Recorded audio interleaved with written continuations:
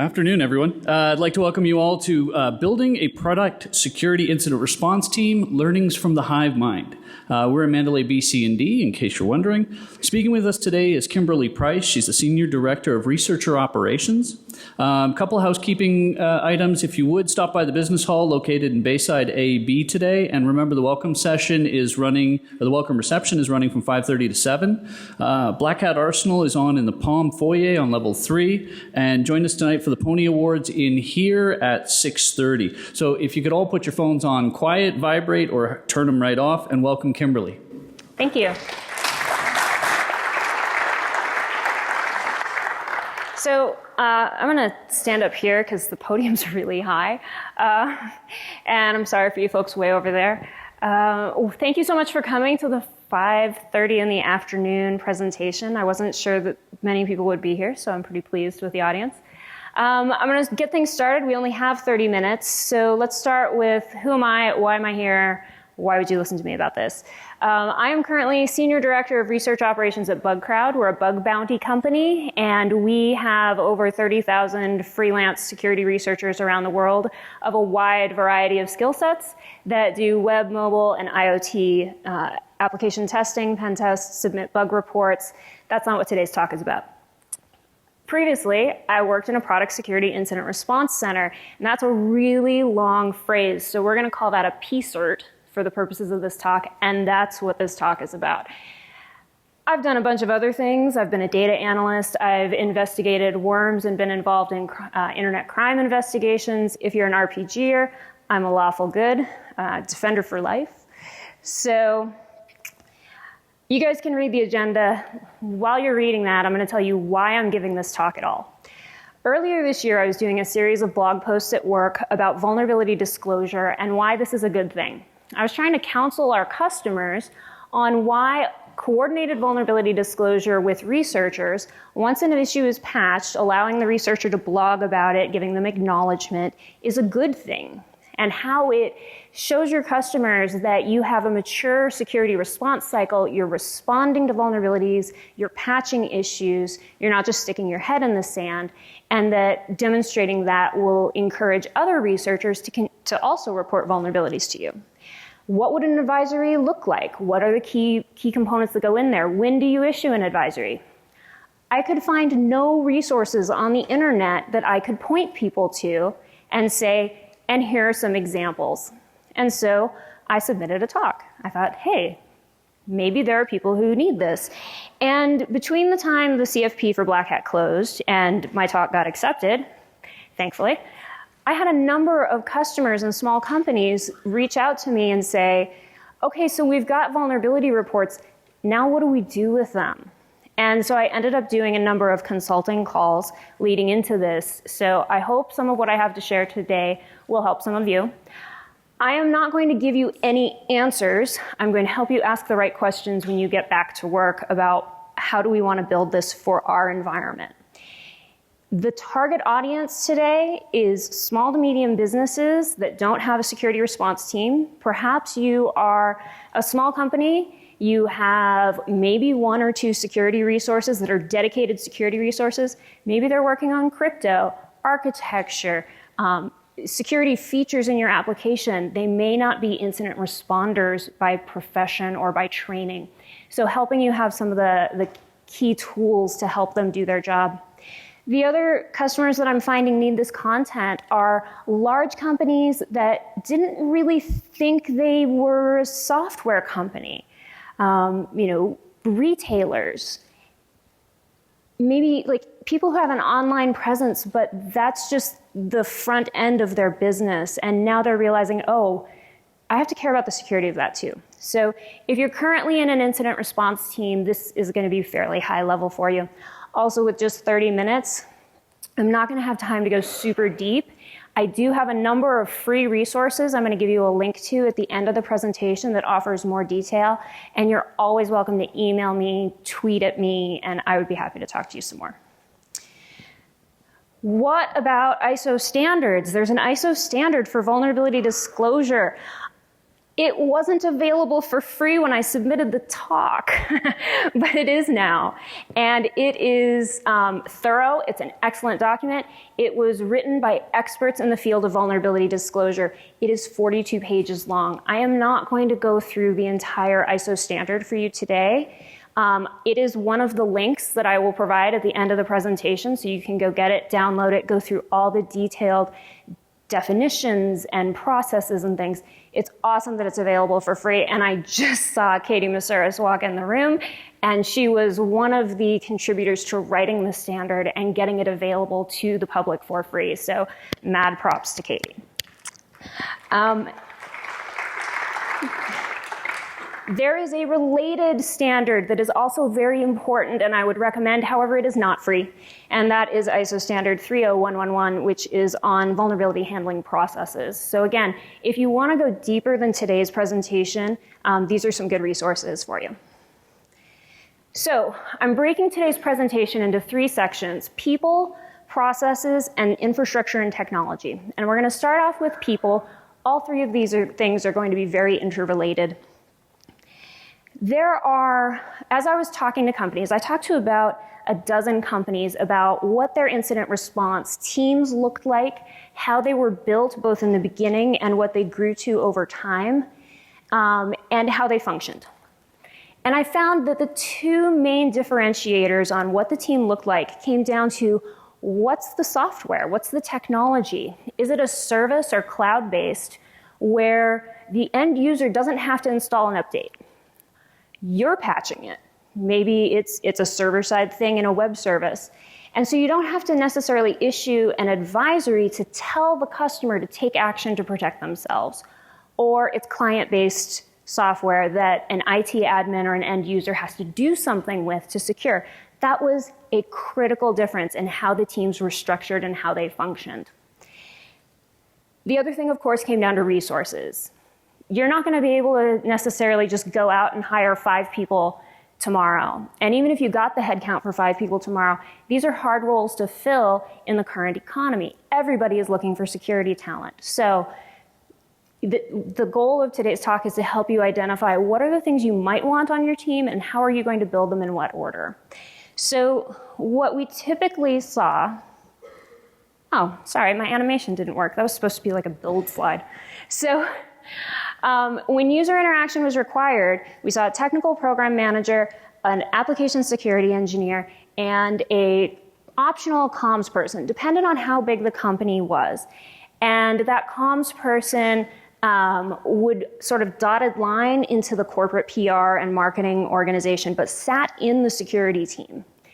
In organizations that were software services or cloud-based, they typically just relied on their centralized comms organization because they didn't have to publish advisories. So there wasn't as much dedicated comms work to do.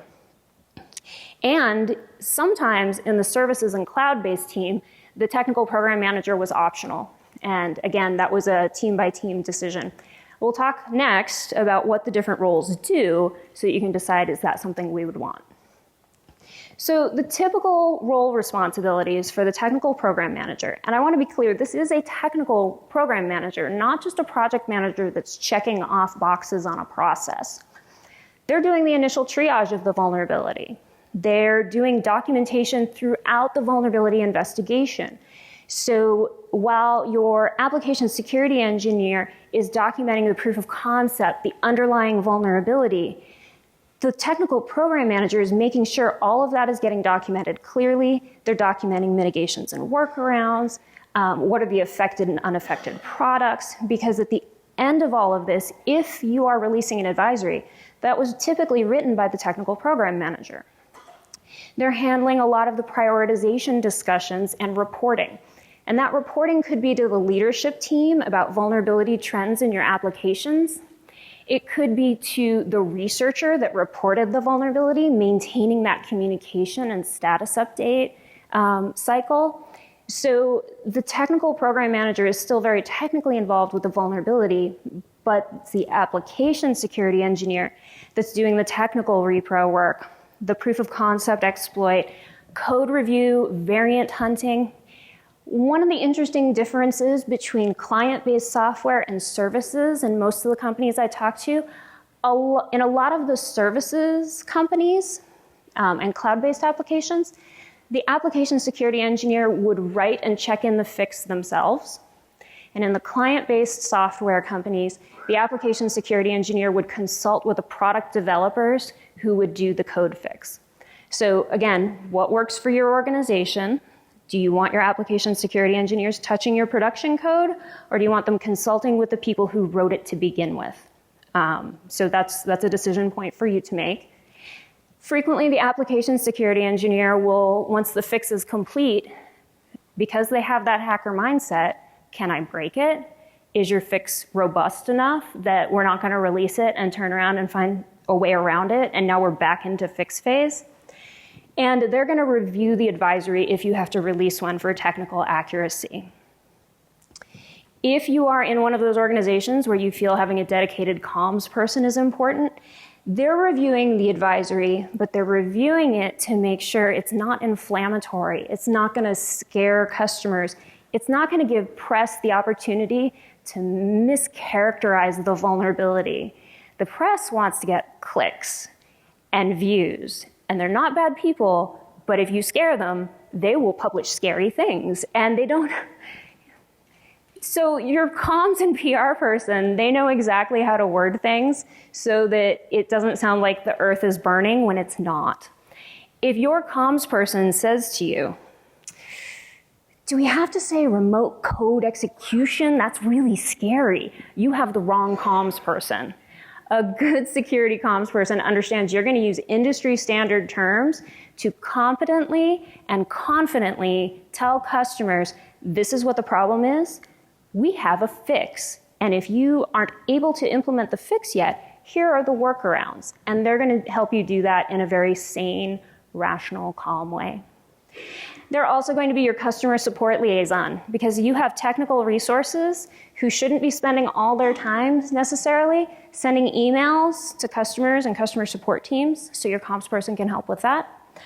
And handle press releases and responses. And again, as I mentioned, it's not only the technology base, but your financial resources. When I was talking to all of these companies, the comms person was typically the last addition to the team. A lot of the comms responsibilities fell on the technical program manager. So they would start with the application security engineer, grow to a point where they added the technical program manager, and then grow to a point where they added a comms person.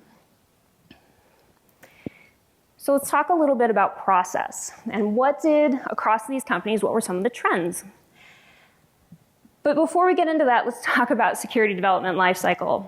And this comes back to why I'm giving this talk at all. We start with training. We work through 7 phases to response, go back into training for your next product cycle. In phase 6 of release, one of the steps is define your incident response plan. And through all the prior stages, most SDL resources available online will make recommendations. They'll have white papers. They'll suggest tools. When you get to define your incident response plan, that's pretty much all you get told. And then in phase 7, it literally will say, implement your response plan. Well, what's in your response plan? So this is why I'm going to send you home with a lot of questions, because I want to help you figure out what do we put in our response plan based on what other people have put in theirs. So the incident response process typically looks like a standard vulnerability management process. You identify the issue, and that maybe the researcher or a customer reports to you. Maybe you have a beta program and a vulnerability gets reported through it. However it happens, and a vulnerability is identified. You assess the impact. You dev and test the fix. You release the fix, potentially with a CVE associated, depending on what the vulnerability is, if it qualifies for a CVE. And then you have the post-release customer support. Who here uses third-party libraries and open source code?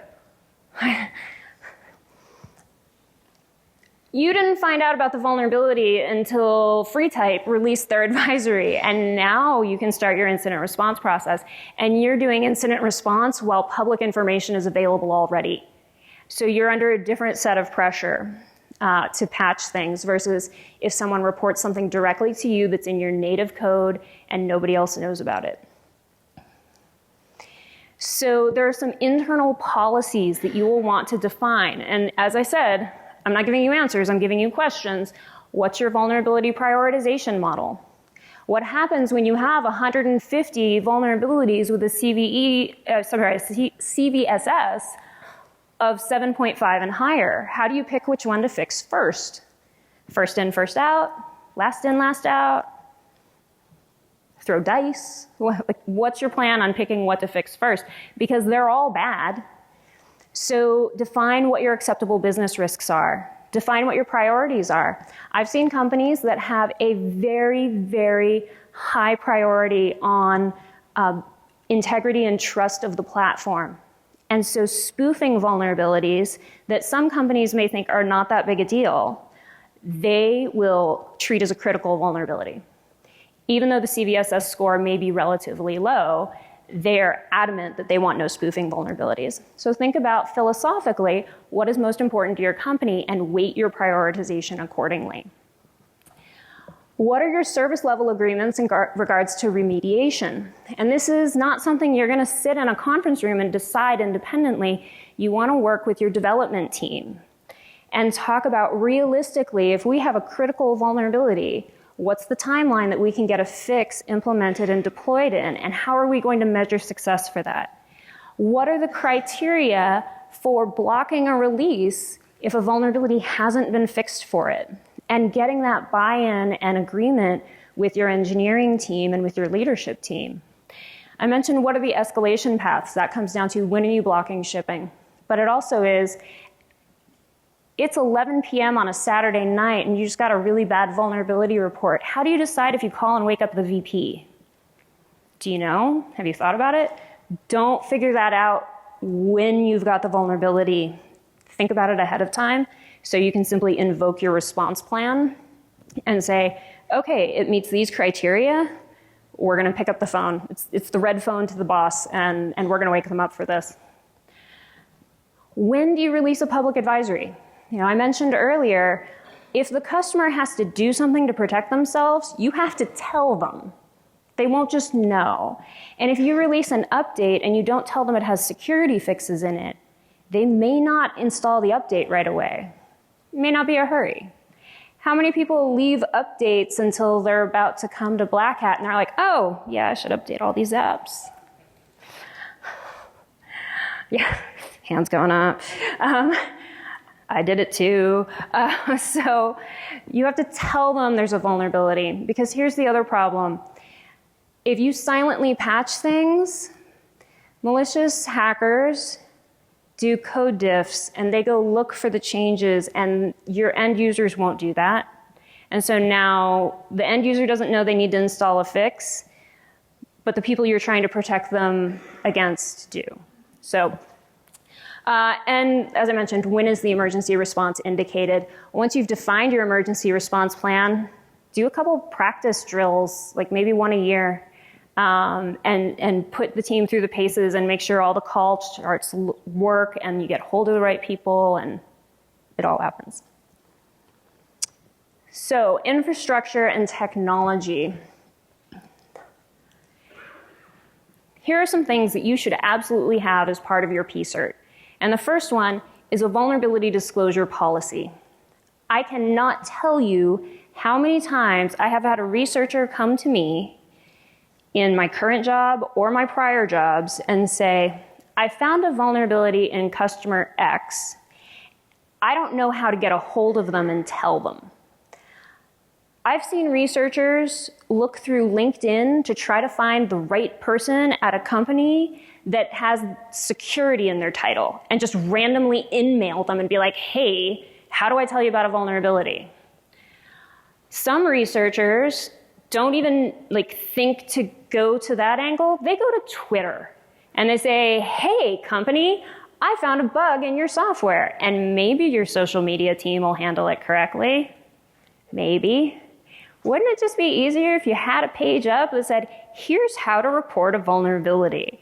And so this is one of the resources that I will provide at the end of the talk. It's a link to a generic boilerplate responsible disclosure or coordinated disclosure policy that you can put on your webpage. It tells researchers how to report to you. It also sets some expectations around how to report, what your response timelines are. Keep in mind, a researcher may only report one vulnerability to you, and you may have 45 researchers that report a vulnerability to you every day. They don't know you got 45. They only know about the one they sent you.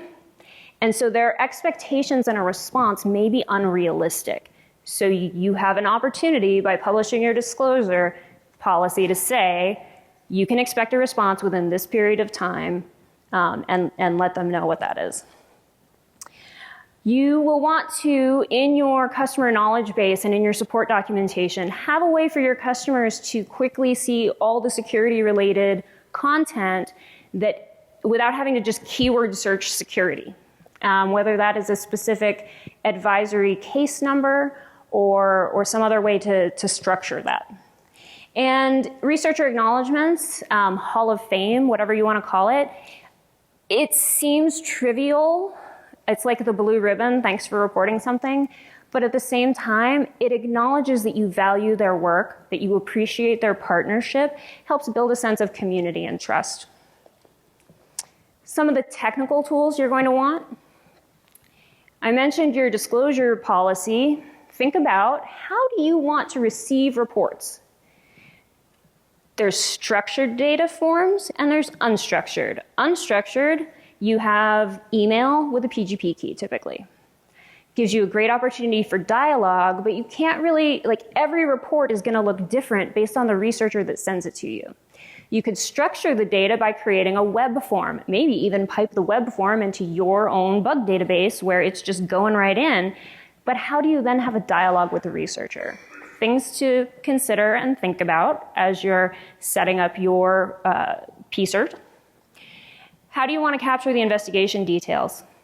I'm going to go into more detail on this in just a minute, but I mentioned that the technical program manager is documenting all throughout the investigation, and the reality is the stuff your engineering team needs to fix the vulnerability is just one piece of the puzzle. There's a whole lot of other things you need to document, but it doesn't have to be complicated. You don't have to build a custom system. You can take Jira and add some fields and make it work for you. And I asked earlier, who uses third-party code? If you use third-party code, you're gonna need more tools. There's trade-offs in third-party code. This is kind of my jam. I talk about third-party library vulnerabilities a lot. You're going to need a source code scanner to tell you what libraries you use where. You cannot count on your developers to keep track of that. They're busy, they're writing features. And as long as legal got a license, they figure they're good.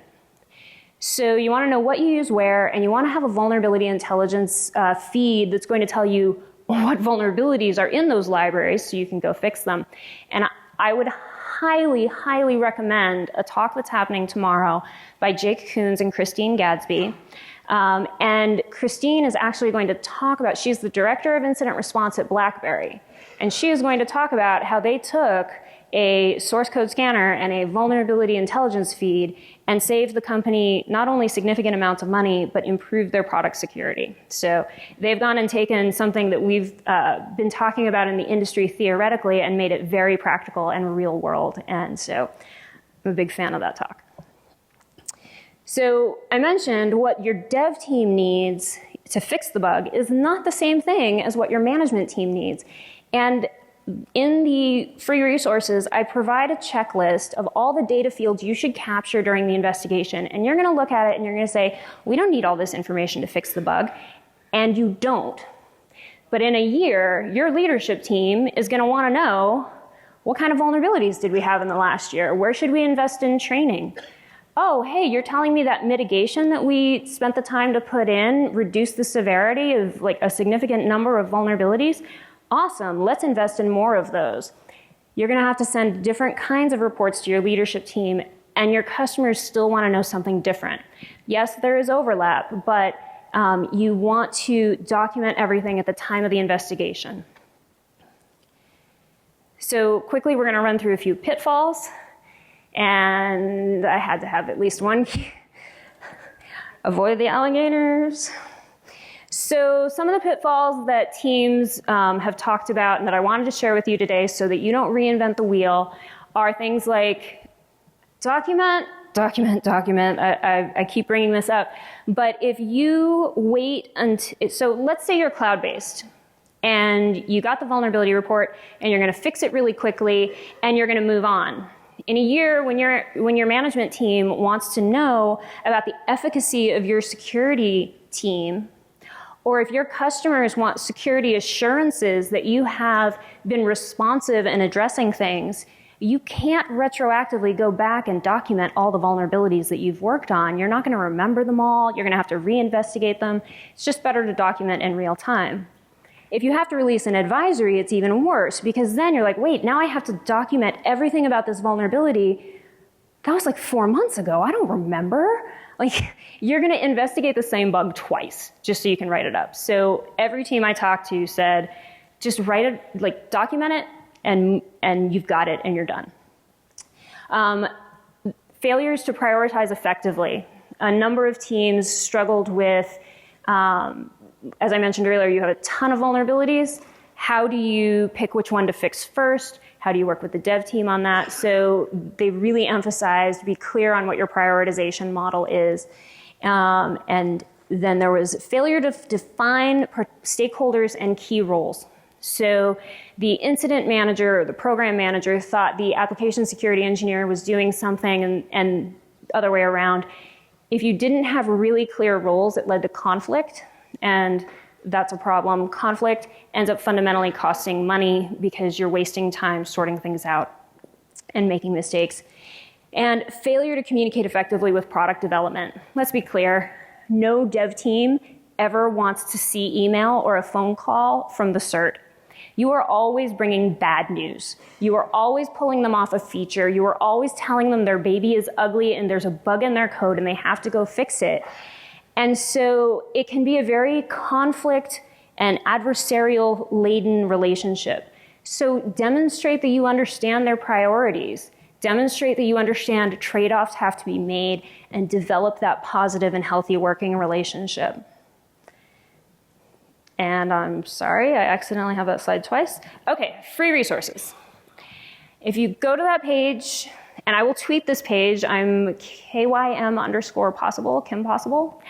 I have a link to the disclosure policy basic template, the investigative data collection checklist of all the fields that I would recommend that you collect in your vulnerability database field. The advisory checklist, what goes in an advisory typically, and customers are used to consuming and figuring out, okay, here's what I need to apply, here's what affects me, here's what doesn't. And a link to the free download of the ISO standard on vulnerability disclosure. So my next slide is simply saying if you have any questions, I will leave this up for just a second more so folks can get that URL. And all right, thank you so much for coming. I think I have used all of my time. And feel free, if you have any questions, I know this was high level. It was not giving answers, but asking questions. If you would like to talk further, if you want to talk about your specific scenario or situation, go deeper on anything, shoot me an email, tweet at me. I'm here all through DEF CON, and I would be more than happy to help you out. So, thank you.